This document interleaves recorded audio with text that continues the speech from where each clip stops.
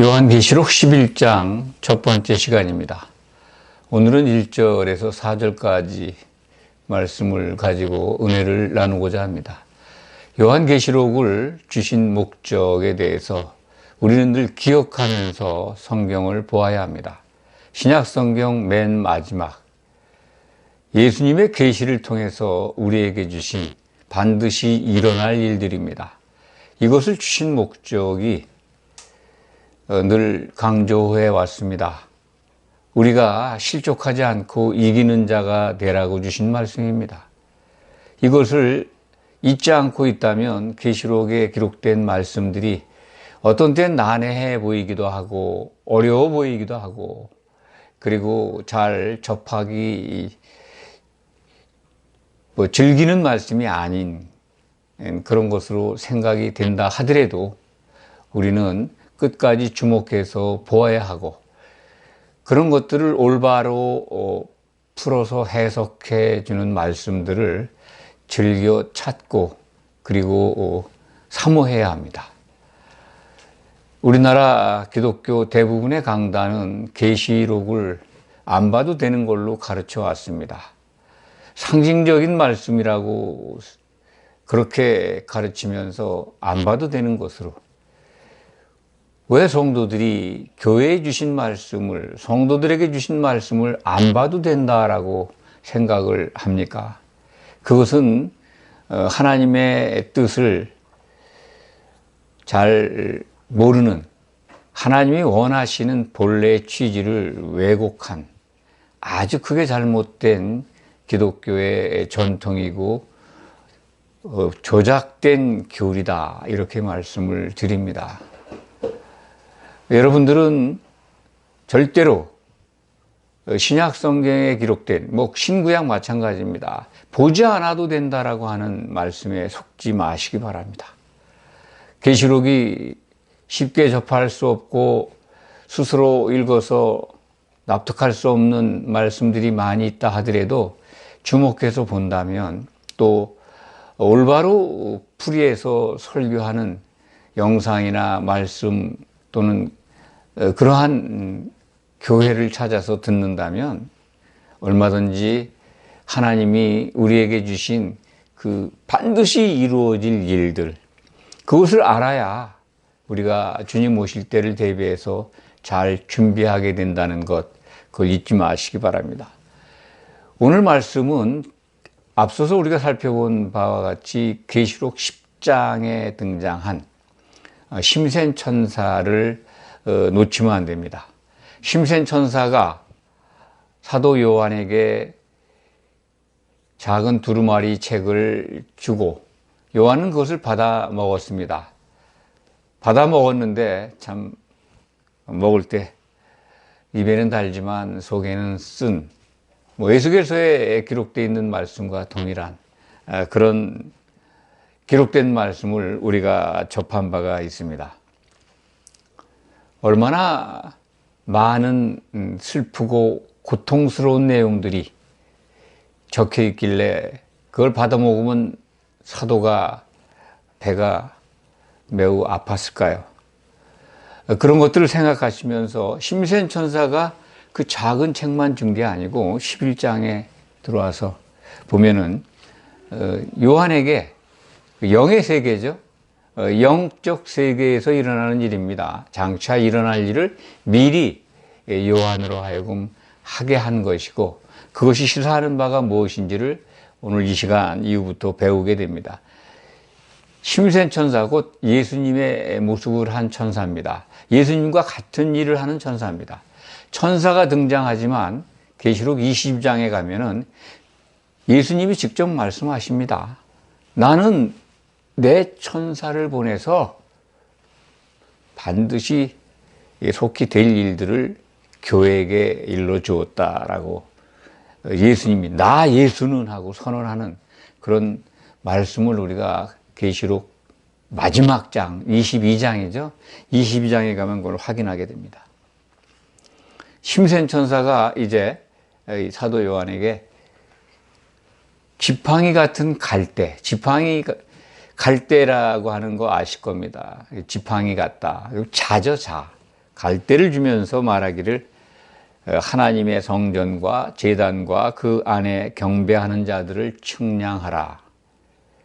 그러니까 이 성전과 제단, 사도 요한이 보는 이제 성전과 제단은 영적 공간에서 보는 하나님의 성전과 제단은 이 시대의 교회로 생각하시면 됩니다. 신약교회를 측량하라는 거죠. 그런데 이 측량의 대상이 성전과 제단 그 안에서 경배하는 자들을 측량하라는 겁니다. 경배하는 자들을 갈대 자루 잰다? 그 의미가 뭘까요? 성전과 제단을 재라는 말씀은 아니죠. 성전이나 제단은 뭐 구약 성경을 우리가 예를 든다면 구약 성소 또 그 앞에 있는 제단 다 규격이 정해져 있습니다. 성전 이스라엘 백성들이 그 하나님을 섬겼던 예루살렘에 세워진 성전 규격이 정해져 있죠. 그걸 뭐 다시 재라는 말씀은 아닙니다. 그러니까 이것은 구약의 성전이 아니라 신약 시대의 사도들의 터위에 세워진 성전, 곧 교회를 가리키는 말씀입니다. 교회 안에서 하나님을 경배하고 제단에서 일하는 자들을 측량하라, 측정하라. 그런 말씀인데 성도들의 숫자를 세라. 뭐 그런 의미도 있지만은 그들의 믿음 상태를 측량하라는 거죠. 성도들 숫자 세는 거, 뭐 인을 치기 위한 것, 계시록 7장에 기록되어 있는 이마에 인치는 장면이 나오죠. 천사들을 동원해서 14만 4천 이스라엘의 12지파, 영적 12지파로 성별된 14만 4천의 이마를 치는 것 생각하시면 됩니다. 그것이나 이것이나 연결이 된다고 봅니다. 그러니까 전 3년 반 시작 그 무렵에 성도들의 숫자를 센다든지 이마에 인을 친다든지 또 성전 그 교회 안에서 하나님을 경배하고 신실하게 믿고 또 제단이라고 하는 것이 기록되어 있으니까 제단은 이제 하나님의 일을 하는 거죠. 하나님이 기뻐하시는 일, 제물을 바치는 일. 신약 시대에 제물 바치는 게 뭡니까? 우리가 하나님이 기뻐 받으시는 예배, 합당한 섬김을 행하는 거죠. 그것은 곧 우리가 한 몸을 이루는 겁니다. 성도들이 한 몸을 이루고 있는 신실한 성도들, 그들이 누구인가를, 그들의 믿음을 측정해라, 측량해라, 뭐 달아봐라 그런 말씀으로 저는 이해를 하고 그렇게 말씀드리고 싶습니다. 경배하는 자들을 측량해라. 갈대자로 측량하라니까 이제 뭐 사이즈를 재는 것 아닌가 했는데 이 본문 말씀은 성도들의 믿음을 측량하는 것이다. 그렇게 저는 확신합니다. 이 말씀을 듣는 여러분들도 이게 신약 시대 교회 안에서 하나님을 향해서 예배로 나온 성도들 그리고 예배를 받으시는 하나님의 일을 하는 그 일을 한다는 게 조금 전에 말씀을 드렸습니다. 성령이 하나 되게 하신 일들, 그 심서 지키는 일들이죠. 예수님의 몸인 교회, 그 교회로 한 몸을 이뤄 가고자 신앙생활하는 성도들을 측량하라는 그런 말씀입니다. 2절에 보면은 계시록 11장 2절에 보면 바깥마당은 측량하지 마라. 바깥마당, 성소 밖이라는 뜻인데 사실은 이게 성소 밖은 세상이지 않습니까? 성전 밖. 근데 교회 밖, 성전 밖, 세상으로 이해할 수가 없습니다. 이것은 그러니까 교회에 적을 두고 있는데 세상에 속해서 들락날락하는 신자의 개념이다. 성도가 아니고 신자의 개념이다. 성전 안에서 경배하고 제단에서 일하는 자들을 성도라고 부른다면 그 안에도 들어왔다 나갔다, 그러니까 교회 안팎을 들락날락거리는 신실하지 않은, 세상 것을 좋아하는, 예수님이 기뻐하시는 그의 몸으로 세워져 가는 것을 정말 사모하는, 한몸 되기를 원하는 그런 성도들과는 다른 믿었던 자들, 결국 이제 마지막에 가면은 교회가 이게 성령이 메마른 자들만 가득 차서 이 귀신들의 처소가 되는 바벨론 교회죠. 바벨론 교회에 속한 신자들, 그런 성격의 대상들, 그들이 모여 있는 곳, 그걸 이제 성전 바깥마당이다. 저는 이렇게 이해합니다. 그러니까 교회 밖이 아니라 완전한 성전 뜰이죠. 성전의 마당만 밟고 있는 그러한 믿는 자들이다라고 생각을 합니다. 거기에 있는 자들은 측량하지 말라는 거예요. 내버려 두라. 오직 요한에게 측량하라고 한 그 대상은 성전 안에서 하나님을 경배하고 찬양하고 하나님이 기뻐하시는 일을 행하는, 합당한 섬김을 행하는, 로마서 15장 1절에 기록되어 있는 한 몸을 이뤄가는 성도들만 측량해라. 이 시점이 언제일까요? 실질적으로 이것이 실행되는 때는 전3년 반 때라고 봅니다. 7년 환란 도래한 그때 이제 세상에 남아있는 7교회 중에서 7교회 가운데 신실한 성도들을 측량하는 그러한 이 과정이라고 저는 이해를 합니다. 실질적으로 이것을 영적 공간에서 초대교회 출범과 동시에 사도 요한이 살아있을 때 이 영으로 셋째 하늘까지 올라가서 이 말씀을 듣고 계시를 받아서 기록한 것을 보면 이 성전에서, 교회 안에서 신실하게 예배하는 자들은 지금도 측량되고 있다. 그렇게 이해할 수 있습니다. 그러니까 오늘날 우리가 이제 아직 7년 환란이 도래했다고 볼 수는 없습니다. 그 직전에 있는 상황으로 이해가 되는데, 지금 이 순간에도 초대교회 이후에 계속해서 신앙생활하고 있는 우리들, 이 성도들의 믿음은 측량되고 있다. 그래야 오늘 우리가 접하는 이 말씀이 요한에게 계시된 그 시점과 또 실질적으로 그것이 이제 7년 환란 전에 이루어질 그때를 연결해서 생각한다면 항상 감찰하시는 하나님, 그리고 성전 안에, 교회 안에서 하나님을 경배하고 찬양하고, 그리고 하나님이 기뻐하시는 일을 하는 성도들은 측량되고 있다. 숫자가 헤아려지는 것도 있겠지만은 실질적으로 성도들 개개인의 믿음의 분량은 측정되고 있다. 그 믿음의 분량이 과연 무엇일까 하는 그런 궁금증이 생깁니다. 성도들의 믿음의 분량이 뭘까요? 어떻게 우리들의 믿음의 상태를 하나님은 측정하실까? 사도 요한은 지금 갈대자로 측정을 하고 있는데요. 하나님의 방법은 우리들 속 안에 있는 모든 것을 감찰하시는 하나님, 무언들 측정을 못하겠습니까? 요즘 이 휴대폰만 봐도 참 깜짝 놀랄 정도의 아주 뛰어난 성능을 갖고 있습니다.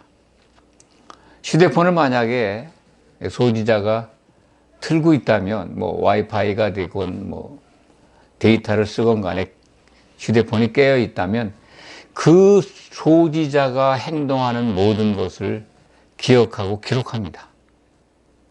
어딜 가든 어느 위치에 있든 그가 행동한 것, 앱을 여러 가지를 깔았다면은 몇 걸음 걸은 것이다, 어디서 누구에게 전화했다, 무슨 음악을 들었다, 어떤 영상을 봤다, 어떤 자료를 검색해 보았다, 누가 통화를 몇 시에 했다. 굉장히 자세한 것들을 다 그 휴대폰은 기억하고 있습니다. 알고 있습니다. 자기 자신도 모르게 행한 것들을 내가 뭐 일주일 지난 일들 그런 것들이 내가 일주일 전에 어디 가서 누구한테 전화한 것 같은데 누구한테 전화했는지 궁금하면 일주일 전 그날만 쭉 뒤로 가서 확인하면은 내가 전화한 것들 그런 거 기록 다 찾을 수 있습니다. 몇 분 통화한 것까지. 그만큼 무서운 시대입니다. 인간이 만든 휴대폰 거기에 담겨 있는 그 뛰어난 성능을 가지고도 나의 모든 행동 거지를 물론 마음속은 모르겠지만 그런 걸 아는데요. 하나님이 우리의 속마음 그 흐름을 모르실까요? 우리가 어떤 믿음 상태인 걸 모르실까요?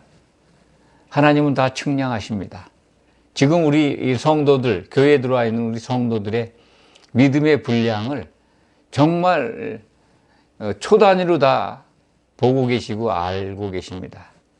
어떤 부분으로 갈등하고 있는지, 무엇 때문에 회방받고 있는지도 아실 겁니다. 처방도 아실 겁니다. 가장 중요한 것, 하나님의 측량 기준은 성령의 충만도입니다. 성령을 어느 정도 충만하게 가지고 있고 유지하고 있고 그러한 교회에서 어떠한 성도들과 지금 하나님을 기쁘시게 하는 신앙생활을 하고 있는가 하는 것을 가장 우선적으로 보고 계실 겁니다. 하나님이 세우신 목적이 그겁니다. 우리가 한 몸을 이루어서 예수님의 신부로 완성되는 것, 그것이 창세전에 하나님이 기뻐하시면서 세운 뜻입니다. 그것을 이루고 있다면 그러한 성도들은 반드시 이기는 자가 될 겁니다. 그것은 뭐 성경이 약속하는 겁니다.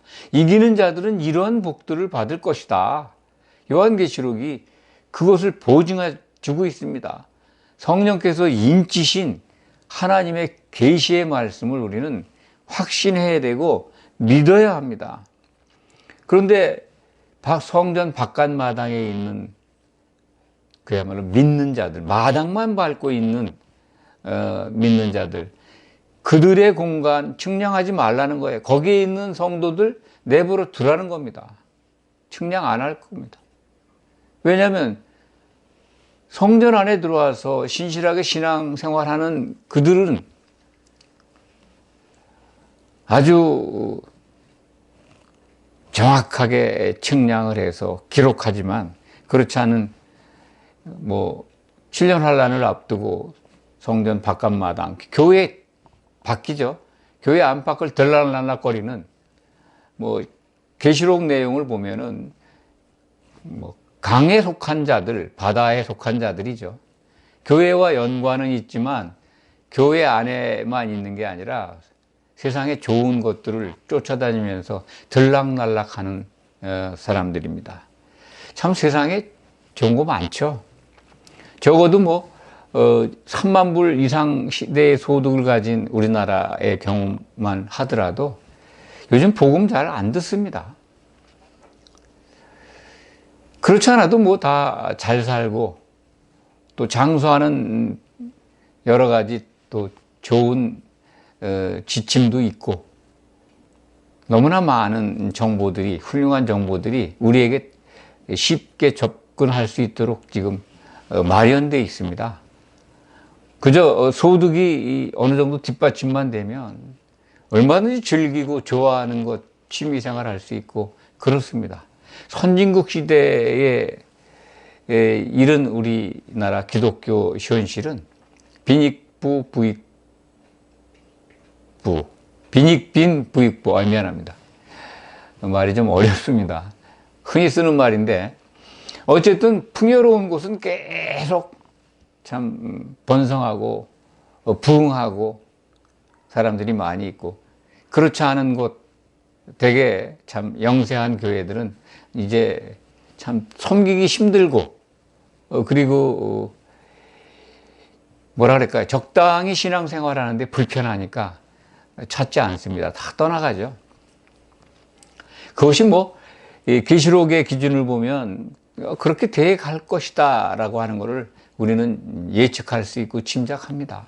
좋은 곳들이 많은데 교회 그 성전 바깥 마당이죠. 바깥 마당이 어떻게 될지는 계시록에 자세히 나와 있는데 측량하지 말라는 거예요. 오늘 말씀에도 그것이 힌트가 되어 있습니다. 이방인에게 주었다는 거예요. 교회 뜰이죠. 성전 뜰. 마당만 밟고 다니는 기독교 신자인 건 틀림없는데 하나님이 기뻐하시는 일보다 세상이 주는 것, 좋은 것, 세상에 취한 거죠. 세상에 좋은 것, 요한계시록은 포도주라고 합니다. 이 포도주에 취해 사는 사람들, 그들이 있는 영역 내버려둬라. 이방인들에게 짓밟히도록 내버려뒀다는 거죠. 영역, 에리어를 이방인들에게 준 게 아니라 그렇게 신앙생활하는 자들을 이방인들, 곧 후삼년 만에 등장하는 짐승을 따르는 더러운 영들, 그 영들에게 잡힌 같이 믿었던 자들, 그들에게 짓밟도록 내버려뒀다는 거예요. 거룩한 성이라고 하는 게 7개 교회 중에서 이제 남아있는 교회들이죠. 교회입니다. 교회 성도들을 짓밟도록 내버려 뒀다는 겁니다. 이방인에게, 짐승에게. 그래서 짐승에게 참 무참하게 짓밟힙니다. 42달 동안. 그것을 미리 우리에게 지금 말씀해 주는 겁니다. 13장에 가면 후삼년 반 때 짐승 통치 기간에 일어나는 일들을 우리는 목도하게 됩니다.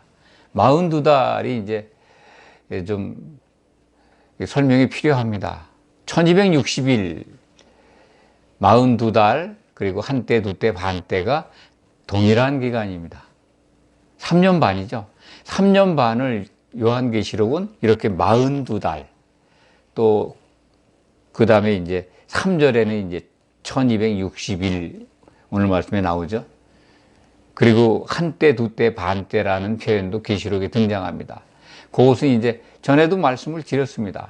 42달로 표현된 기간은 후삼년 반 기간입니다. 그렇게 구별하도록 하나님은 친절을 베풀어 주셨습니다. 예수님께서 그렇게 계시록을 주목해 볼 성도들에게 헷갈리지 않도록 잘 이렇게 구별해서 기록하도록 말씀을 주셨습니다. 그리고 오늘 나와 있는 3절에 기록되는 1260일은 전에 말씀을 드렸죠. 교회 시대 가운데 초대교회 이후에 복음이 가려지고 닫혀지고, 한마디로 말해서 비가 안 오고 복음이 변질되고 성경이 닫혀버리는 암흑 시대, 이 교황권 시대, 그걸 기억하시면 됩니다. 물론 그것이 이제 선명하게 계시록을 통해서 이게 교황권 시대구나라는 거를 우리는 힌트 받을 수는 없지만은 여러 신학자들이나 정황들을 볼 때 이것은 로마 교황이 이 성경을 아무나 못 보게 통제하던 시기, 교황이 등극을 하고 교황이 사라지는 AD 538년에서 AD 1798년, 1260년 기간을 지칭한다, 그걸 가리킨다라고 이렇게 보는 견해가 다수입니다.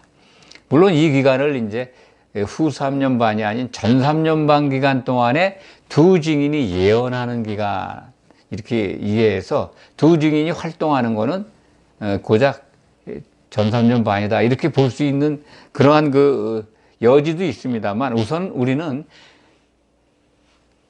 예언서의 하루는 1년이다라고 하는 구약 성경에서부터 적용되는 룰, 그거를 적용한다면, 요한계시록에도 적용한다면 1260일은 1260년이다. 그 기간을 조사해 보니까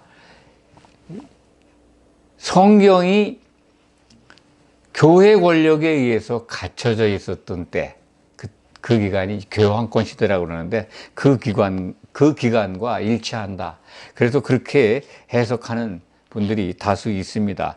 어쨌든 두 증인이 권세를 받아가지고 굵은 베옷을 입고요. 오늘 3절 보면은요, 두 증인이 등장하고 그들이 권세를 받고 굵은 베옷을 입고 그 기간 동안에 예언할 것이다 라고 하는 말씀을 듣습니다. 사도 요한에게 심센 천사가 주는 말씀인데 이것은 예수님께서 직접 주시는 말씀과 똑같습니다. 그러니까 굵은 베옷을 입었다고 하는 것은 얼마나 애통하면서 그 예언을 해야 되는가 하는 걸 우리가 짐작을 합니다. 왜냐하면 하나님의 말씀이 닫혀 있으니까요. 누구나 다 볼 수 있게끔 주신 건데 이 교회 권력이, 교황이 이 라틴어로 기록을 해가지고 신부들만 보게 했는데 신부들 가운데도 뭐 1점 몇 프로만 라틴어 해독 능력이 있었다고 그래요. 그러니까 그것도 허락을 받아서 성경을 보았답니다. 그런 통치가 있었다. 그 기간 동안에 성경이 갇혀 있었지만 교회는 하나님의 말씀을 이 예언하는 자들에 의해서 들을 수 있었습니다. 완전히 닫힌 게 아니죠. 그래서 순교도 당하고 많은 믿음의 선진들이 참 믿음을 지키기 위해서 숨어들고 그래서 그들의 신앙을 지킨 사례들을 우리는 그 시대에 여러 가지 기독교 역사를 통해서 확인하게 됩니다. 그때 복음을 예언한, 성경은 갇혀 있었지만 하나님께서 주신 속마음을 예언했다는 거 꼭 기억하시기 바랍니다. 예언이라고 하는 것과 증언이라는 말이 이제 11장에 뒤에 나오는데 이 두 증인 교회는 예언만 한 게 아니라 성경이 이제 오픈되고 누구나 볼 수 있는 시기에 즉 후 3년 반이 되기 전 3년 반 기간 동안에 짐승이 교회를 막 핍박할 때 그때 목숨을 걸고 하나님의 말씀을 증언하는 사명을 받습니다. 그래서 이 두 증인 교회가 후 3년 반 되면서 그 년 월 일 시에 동시에 순교를 당한다 하는 것을 지난 계시록 9장 강해 시간에 9장에서 살펴볼 때 이미 말씀드린 바가 있습니다. 그것이 이제 계시록 2장 3장에 기록되어 있는 에베소 교회 그리고 라오디게아 교회다.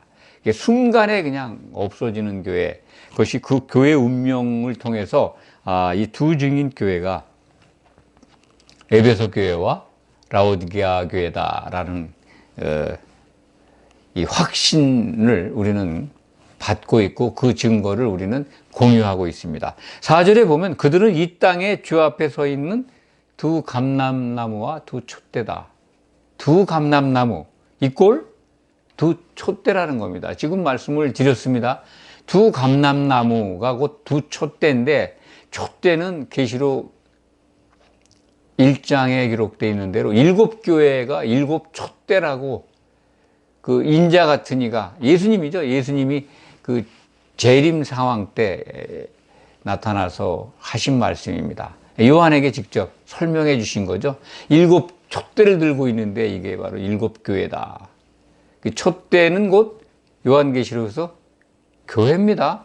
그러니까 두 촛대 그러면 두 교회죠. 두 증인 교회라는 겁니다. 두 증인이 있는데 두 증인이 권세를 받고 1260일 동안 예언할 텐데 그 두 증인은 이 땅의 주 앞에 서 있는 이 교회, 이 땅이라고 하는 게 교회죠. 교회의 그 주, 예수님 앞에, 하나님 앞에 서 있는 두 교회라는 거죠. 증인교회입니다. 두 감람나무. 감람나무가 이제 올리브나무입니다. 올리브나무라고 하는 건 기름나무죠. 기름을 짜는. 성령이 충만해 있는 증인교회.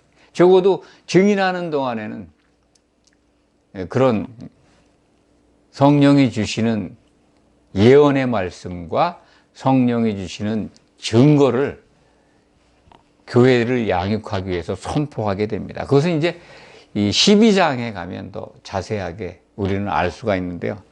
두 증인교회에 대한, 두 증인교회의 운명에 대해서 그들이 하는 일, 그들이 순교당하는 일, 후 3년 반 되면서 그들이 죽어서 3년 반 동안, 사흘 반을 이 땅에 무덤에 장사되지 못하고 방치되게 됩니다. 장사를 못하게 해요.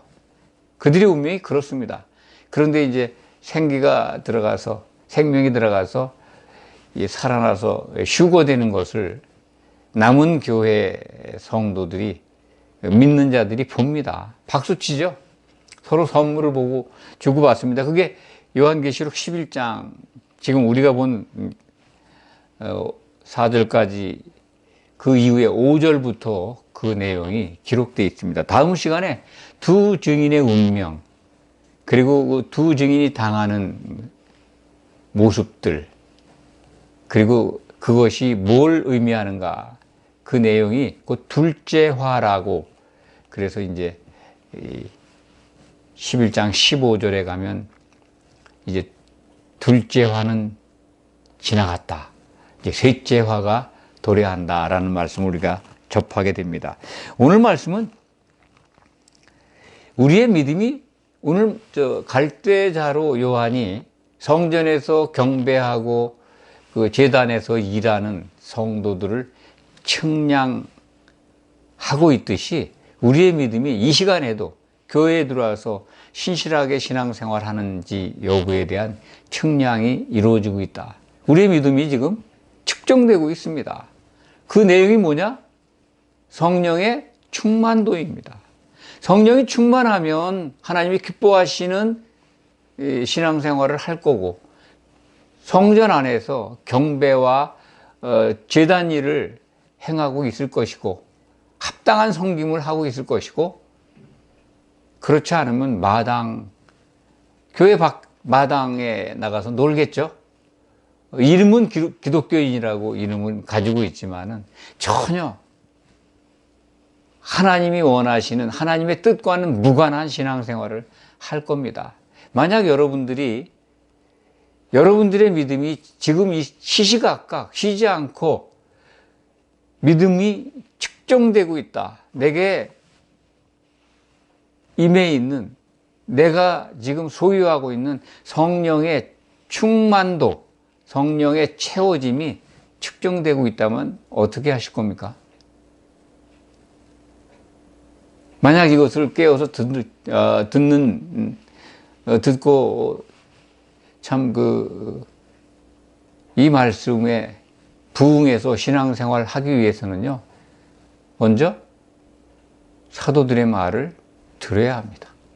사도들의 말이 적힌 신약 성경을 주목해서 보아야 합니다. 그리고 올바로 가르치는, 올바로 일러주는 말씀을 찾아서 사모해야 합니다.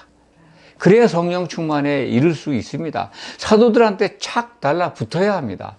그리고 그렇게 예수님의 이름으로 모인 성도들이 성령 안에서 서로 사랑하는 그런 관계를 유지해야 합니다. 그래야 성령이 충만해지죠.